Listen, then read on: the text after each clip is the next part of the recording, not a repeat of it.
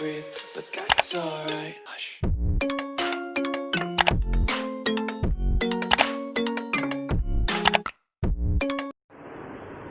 Good morning.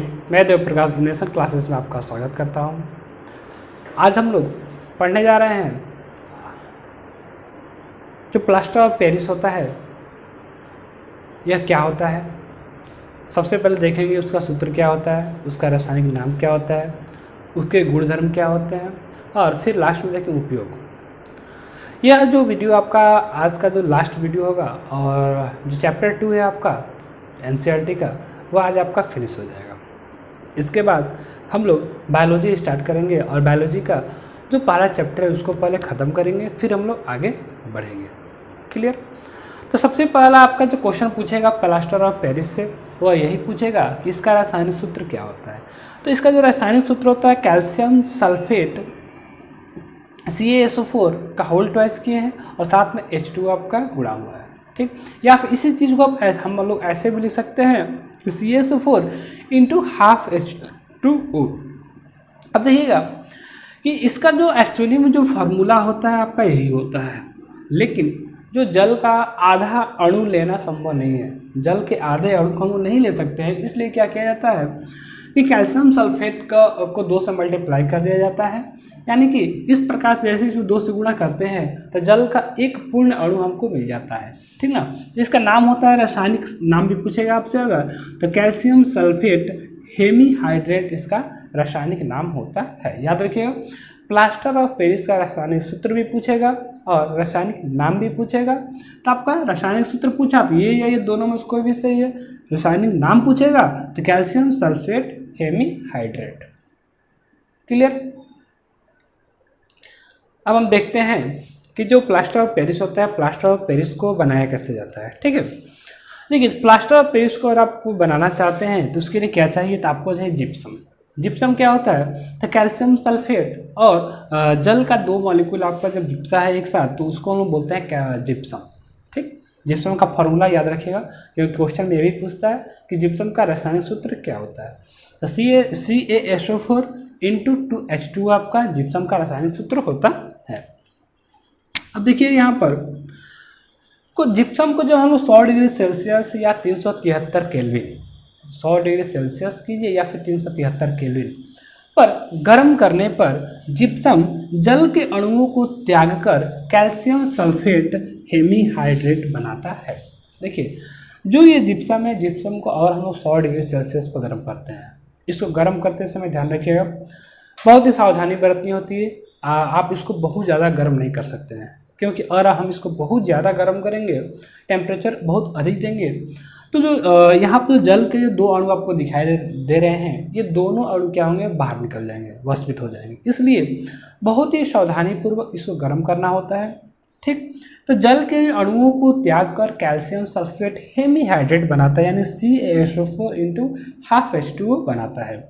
और यह जो CaSO4 हाफ H2O होता है, इसी को हम लोग क्या कहते हैं, प्लास्टर ऑफ पेरिस कहते हैं, जिसको शॉर्ट में बोला जाता है POP। याद रखेंगे, प्लास्टर ऑफ पेरिस को शॉर्ट में POP भी बोला जाता है। कोई दिक्कत? रिएक्शन देख लीजिएगा, 2 तरह का हो जाएगा, दोनों में से आप कोई भी एक लिख सकते हैं रिएक्शन।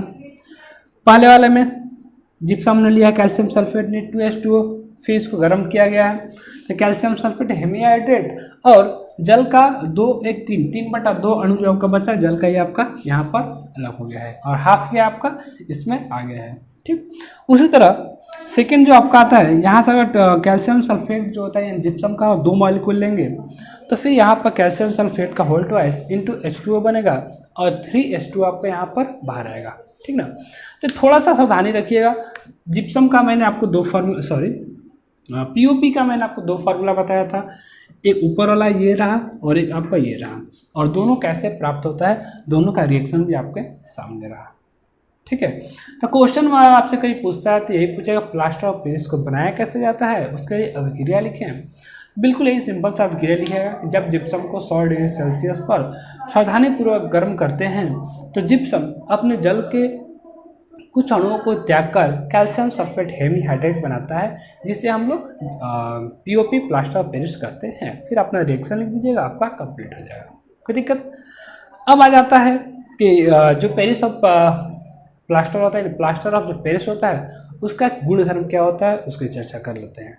ठीक है, हेडिंग लीजिएगा, गुण धर्म, प्लास्टर ऑफ पेरिस के गुण धर्म।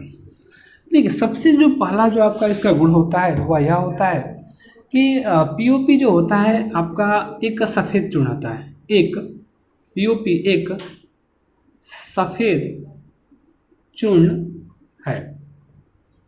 जब भी हम लोग प्लास्टर ऑफ पेरिस यानी पीओपी में जल मिलाते हैं, लिखिएगा पीओपी में जल, पीओपी में यानी प्लास्टर ऑफ पेरिस में, पीओपी मतलब प्लास्टर ऑफ पेरिस में जल मिलाने मिश्रण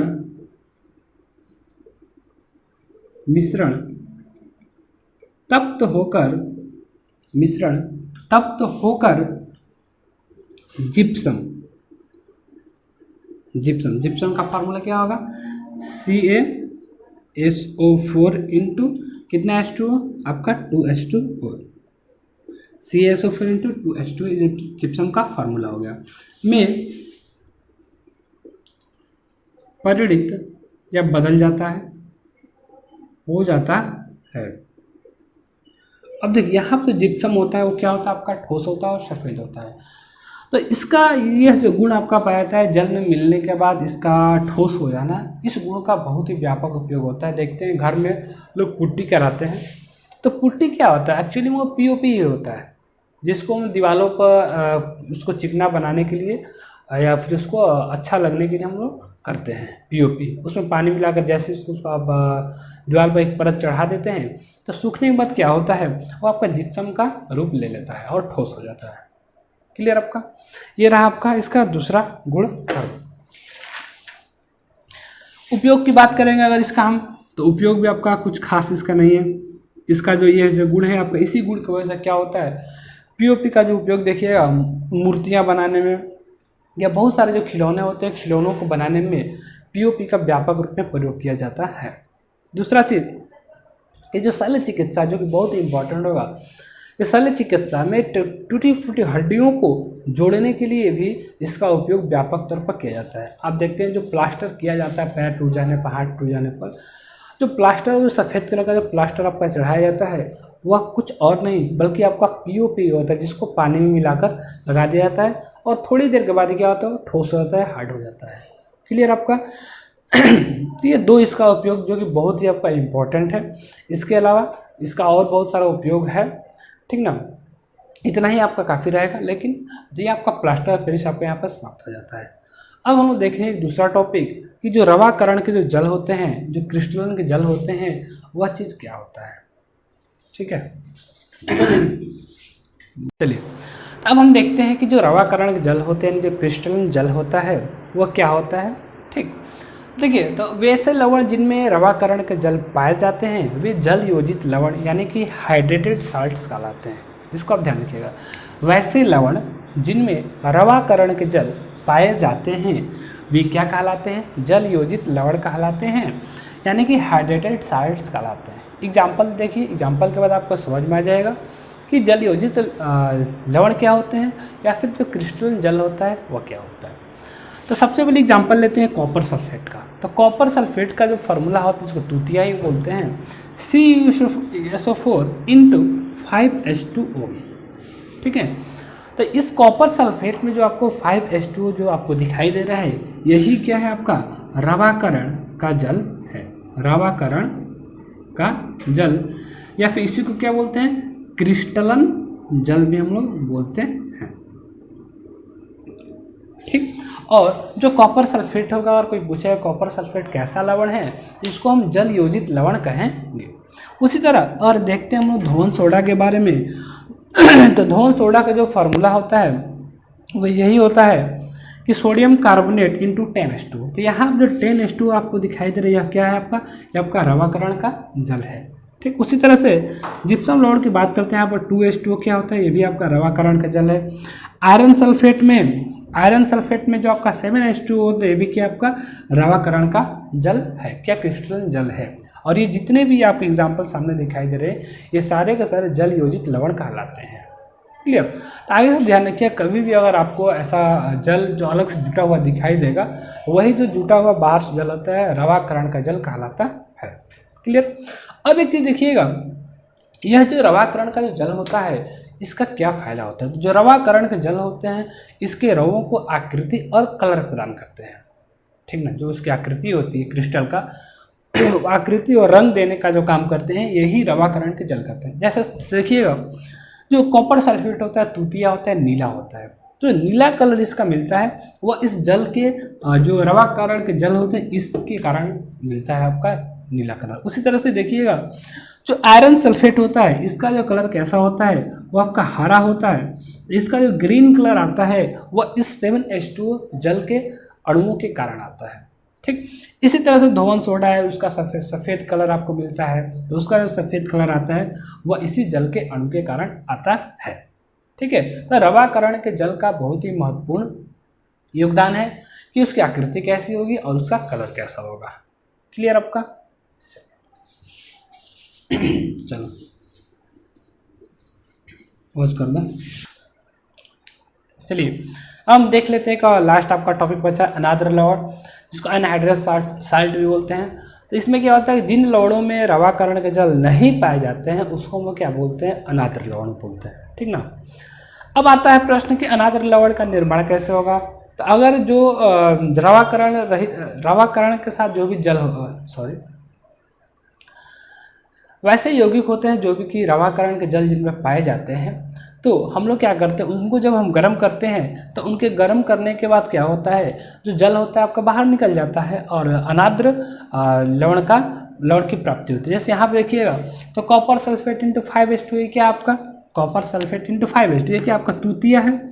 तूतिया का कलर नीला होता है ना। तो इसको जब हम गर्म करेंगे तो क्या होता है कि जो भी इसके रवाकरण का जल आपको यहाँ पर दिखाई दे रहे हैं 5H2 जो आपका दिखाई दे रहा है, जो 5H2 होता है वो क्या होता है, पूरा का पूरा H2O क्या होता है, वो अभिक्रिया के फलस्वरूप बाहर निकल जाता है और अनाद्र कॉपर सल्फेट बनता है और इसका जो कलर हो जाता है आपका कैसा होता है, सफ़ेद हो जाता है, ठीक ना। तो अनाद्र कॉपर सल्फेट का कलर सफ़ेद होना यह आपको बतला रहा है जो इसका नीला कलर आया था वह इस जल के कारण हुआ था, ठीक ना। अब यह जो कॉपर सल्फेट यहाँ पर होगा यह कैसा कहलाएगा, यह आपका अनाद्र लवण कहलाएगा। उसी तरह से जो धोवन सोडा होता है यह आपका धोवन सोडा है, ठीक है। धोवन soda Na2CO3 into 10H2 decahydrate होता है।